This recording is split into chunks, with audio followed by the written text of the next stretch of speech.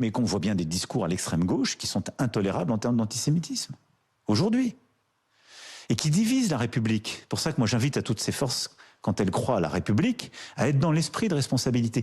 On n'a pas le droit, parce que quelqu'un a un nom, parce que quelqu'un porte une kippa, parce qu'on pense que quelqu'un pourrait être juif, de l'essentialiser. Bonsoir Éric Coquerel et merci d'être en direct avec nous ce soir sur BFM TV, député La France Insoumise. Je précise tout de suite, le président de la République, dans l'interview, ne cite pas la France Insoumise. Mais est-ce que vous vous sentez visé par les propos du président ce soir?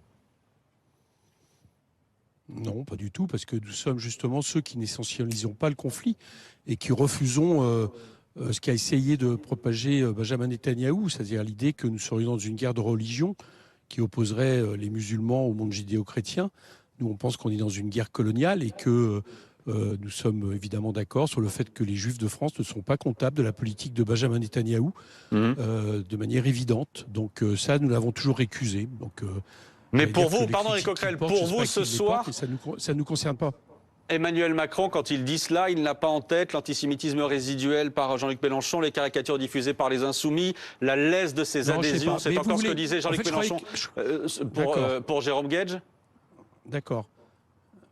Mais je croyais que en fait, c'était un duplex pour réagir aux propos du président de la République et je m'aperçois qu'en fait, vous repartez sur des polémiques. Non, je ne crois pas, vous l'avez dit vous-même. Apparemment, ce n'était pas de nous dont il parlait, donc je ne le pense pas. Bon, Éric Coquerel, je vais bien vous dire ce que je pense de ce qu'a dit Emmanuel Macron.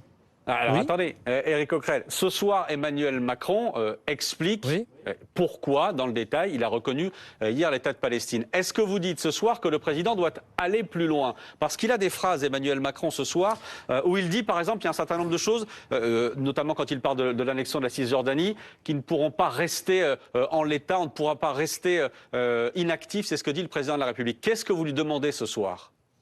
Oui, mais alors, moi, ce qui m'inquiète, si vous voulez, dans le discours d'Emmanuel Macron, c'est que hier, pour tout dire, on a considéré que la reconnaissance par la France et par maintenant une très grande majorité d'États dans le monde de la Palestine était un progrès, un espoir, même voire une victoire, notamment de la mobilisation. Bon.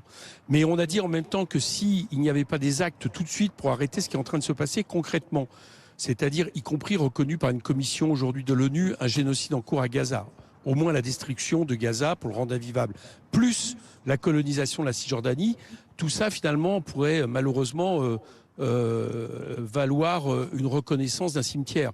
Donc nous avons dit que ça doit s'accompagner de mesures concrètes pour arrêter Benjamin Netanyahou, qui pour l'instant n'arrête pas. Or ce que j'ai entendu ce soir, c'est que j'ai surtout entendu des conditions mises aux Palestiniens et pour